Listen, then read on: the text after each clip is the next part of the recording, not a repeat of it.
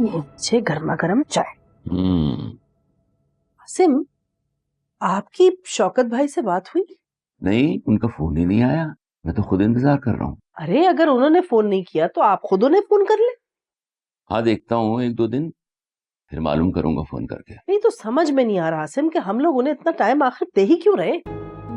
मैंने कितनी मर्तबा हादिया की ताई को भी फोन मिलाया, उनसे पूछा, मगर वो भी मुझे कोई जवाब नहीं दे रही। शहनाज बेगम, तुम्हें इतनी जल्दी क्यों है? भाई ये कोई गुड्डे गुड़िया का खेल नहीं है, उन्हें भी सोचने का मौका दो।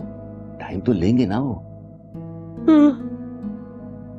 पता नहीं क्यों मगर मुझे ऐसा लग रहा है कि अगर वो लोग मान भी गए ना तो अम्मा नहीं मानेंगी। अरे एक बार वहां से जवाब तो आने दो, फिर अम्मा जी से बात करूंगा।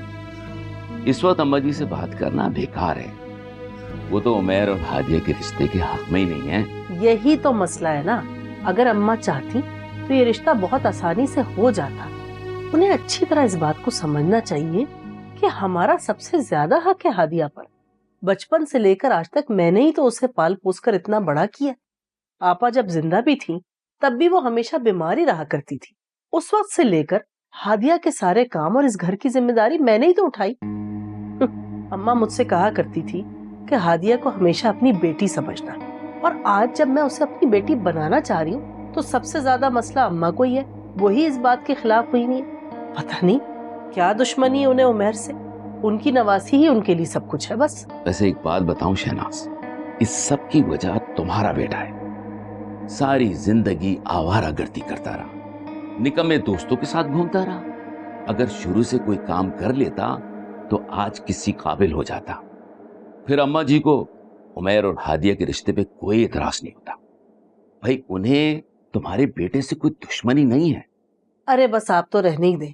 अम्मा जी को शुरू से मेरे बेटे से ही मसले। उनकी नवासी उनकी सबसे ज्यादा सगी है इस घर में, उसके आगे उन्हें मेरा बेटा तो दिखता ही नहीं था। अच्छा बस करो, बेकार बातें लेके बैठ जाती हो।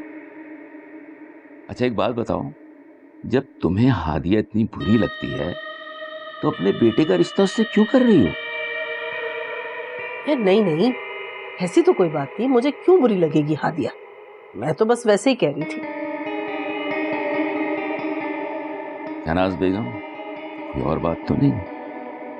ऐसा तो नहीं कि तुम और तुम्हारा बेटा मिलके कोई और ही खिचड़ी बना रहे हो? क्या हो गया आपको?